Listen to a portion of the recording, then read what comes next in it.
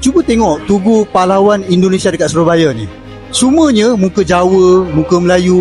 Berbeza kan kalau nak dibandingkan dengan Tugu Pahlawan dekat sebuah negara tu lagi. Yang tugunya pelik. Kita nampak macam muka orang putih kan, dengan hidung mancung dan sebagainya. Kadang-kadang tak faham apa yang wujud dalam sejarah ni. Kita ingat Raja memerintah. Raja ni punca kuasa. Jadi British ambil punca kuasa tu, pegang, bisa dihapuskan. Maka British dapatlah kuasa tersebut. Dia jadi kerajaan macam British punya. Jadi kita pun kata raja ni jadi pusat. Dia tak boleh. Tiba macam tu keadaannya. Sistem itu telah dirampas oleh British, dikuasai. Tahu tak? Siapakah dia pemimpin perjuangan kemerdekaan United Malay National yang ditangkap, dipenjara atau dibuang negara oleh British? Zero. Tak ada sesiapa.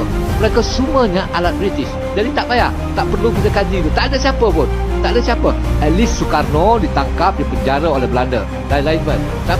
United Malay National tak ada. Tidak ada sesiapa. Melihat kompleks monumen dan Tugu Pahlawan di Surabaya, sebagian warga Malaysia dibuat kagum melihat bagaimana Indonesia mengabadikan perjuangan para pahlawannya. Dari rakyat biasa hingga tokoh kerajaan, banyak yang tercatat ikut mempertaruhkan nyawa melawan penjajahan. Pemandangan ini kemudian memunculkan perbandingan dengan sejarah Malaysia di bawah British. Mengapa perjalanan perjuangan kedua negara bisa begitu berbeda? Pertanyaan inilah yang membuat perbincangan semakin menarik. Cuba tengok Tugu Pahlawan Indonesia dekat Surabaya ni. Semuanya muka Jawa, muka Melayu. Berbeza kan kalau nak dibandingkan dengan Tugu Pahlawan dekat sebuah negara tu lagi. Yang tugunya pelik. Kita nampak macam muka orang putih kan, dengan hidung mancung dan sebagainya. Untuk pengetahuan korang, ini sempena memperingati pahlawan-pahlawan Indonesia, terutama dia yang berada di Surabaya, yang bertempur dengan penjajah-penjajah Belanda, Inggeris, Jepun yang mati di medan perang. Kalau nak tengok tugu ni, datang ke Muzium Pahlawan di Surabaya. Saya bukan nak merendahkan negara tersebut, cuma itulah saya rasa cemburu dengan Indonesia sebab mereka terlalu mengangkat pahlawan-pahlawan tempatan mereka. Ada tak kawan-kawan Indonesia di sini? Boleh tak tulis apa lagi fakta menarik tentang tugu ini? Dan kerana kita merdeka bukan kerana kita berjuang, kerana kita dianugerahkan sebab Menteri Jajahan British mengatakan kita akan serahkan kemerdekaan kepada praksi kita. Dan mereka bukan berjuang. Mereka diberikan hadiah kemerdekaan. Yang berjuang orang lain. Dan oleh kerana mereka tidak berjuang, syarat kemerdekaan pertama ialah common law sebagai undang-undang tertinggi. Kamu nak merdeka atau tidak? Nak merdeka, sign. Semua wakilnya. Orang tahu tak? Melaya itu bukan jajahan British. Melaya itu naungan British. Macam Brunei. Jadi bila kau di bawah naungan British, bila masa kau merdeka? Kau merdeka dari siapa? Itu temberang. Temberang UMNO. Supaya UMNO itu dilihat oleh semua orang di Malaysia ini sebagai pembebas daripada penjajahan. Siapa jajah kau? Federated Malay States. Macam Selangor, Perak, Pahang. Federated Malay States. Dia ada residen, tapi Sultan masih berkuasa. Unfederated Malay States. Macam Perlis, Kedah, Kelantan, Terengganu. Dia ada British advisor, tapi Sultan masih berkuasa. So, bila dia cakap dia terlepas dari penjajahan, siapa menjajah kau? Tiada. Lepas itu dia bilang dia merdeka, dia laung 7 kali. Merdeka. Kau merdeka dari siapa? Kalau kau tidak dijajah. Arti dia, Melayu di Melaya tu kan dia jadi bodoh oleh orang politik di mana mereka bilang dia merdekakan daripada British. Yang sebenarnya dia dimerdekakan daripada Sultan. Perjanjian Persekutuan Tanah Melayu 1957, Sultan sign. Arti dia saya serah ni kuasa kepada Kerajaan Persekutuan. Jadi Sultan itu semua jadi constitutional monarch. Jadi siapa penipu besar orang? Bukankah Tengku Abdul Rahman? Bapa kemerdekaan Malaysia. Astaga.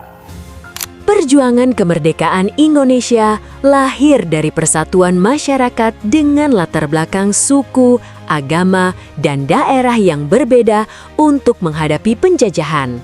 Sejumlah tokoh kerajaan dan sultan juga terlibat dalam perjuangan, bahkan ada yang mengorbankan kekuasaan serta wilayahnya demi cita-cita Indonesia merdeka. Narasi ini kemudian dibandingkan dengan sejarah Malaysia di bawah British, khususnya hubungan sebagian penguasa Melayu dengan kolonial. Perbedaan pengalaman tersebut menjadi bahan diskusi menarik tentang bagaimana kolonialisme membentuk perjalanan kedua negara. Ini ditulis oleh yang menang, saya tak bersetuju. Sejarah ini ditulis oleh orang yang menulis sejarah. Jadi kerana itu kita tak betul. Tak, bukan tak setuju. Kalau you tak menulis sejarah, you tak menulis sejarah. Jadi kerana itu kita wajib menulis sejarah yang kita punya perspektif. Jadi kerana itu ketika contoh terbaik sekali lah. Tadi katakan siapa nasionalis British sama ada di Anglophile. Hanya satu pertanyaan saja akan menyatakan apakah United Malay National. Siapakah dia pemimpin perjuang kemerdekaan United Malay National yang ditangkap, dipenjara atau dibuang negara oleh British? Zero. Tak ada sesiapa. Mereka semuanya alat British. Jadi tak payah, tak perlu kita kaji itu. Tak ada siapa pun. Tak ada siapa. At least Sukarno ditangkap, dipenjara oleh Belanda. Lain-lain pun. Tapi United Malay National tak ada. Tidak ada sesiapa. Malah mereka menangkap perjuangan Civil War itu adalah Parti UMNO ini, dia ini bukannya berjuang untuk melawan British, dia berjuang melawan orang yang melawan British. Itu dia perjuangan UMNO. Kenapa datuk kamu dimakamkan di Makam Pahlawan Indonesia di Surabaya ni? Karena dia kan merupakan pahlawan nasional. Dia berperang melawan Belanda dan sekutunya saat itu. Saat itu berpangkat sebagai Mayor Infanteri. Jadi dia salah satu pasukan tentara Angkatan Darat di Indonesia. Nama datuk kamu ada tercatat lah dekat dinding ni. Ya, ada. Semua nama pahlawan tertera di sini. Ada tak dalam kalangan korang yang ibu bapa ataupun datuk, nenek moyang mereka yang turut meninggal dunia dan dimakamkan di Makam Pahlawan, tak kira lah di Malaysia ataupun di Indonesia? Tuliskan dalam ruangan komen. Kedah tidak perlu ikut telunjuk Johor dalam menentukan hala tujunya. Kisah Sultan yang pertama yang menolak penubuhan Malayan Union. Sultan Johor merupakan Sultan yang pertama yang menandatangani persetujuan pembentukan Malayan Union oleh British. Kebanyakan sultan-sultan lain, mereka ragu-ragu berkenaan Malayan Union ni. Namun, terima selepas desakan oleh pegawai British yang memaklumkan bahawa Dekat Indonesia ada makam pahlawan yang tak dikenali. Mereka ni sebenarnya bukan sahaja tentera, tetapi orang awam, orang biasa. Tak kira lah cikgu ke, penulis buku ke, pakcik yang jual aiskrim tepi jalan ke, sesiapa yang bertempur melawan dengan penjajah ataupun membela bangsa dan tanah air mereka, mereka dimakamkan di sini. Dan mereka gugur saat berjuang untuk membela bangsa dan negara. Dan ini adalah tugu pahlawan-pahlawan Indonesia. Saya cukup suka dengan Indonesia sebab mereka memang betul-betul meraihkan para pejuang mereka.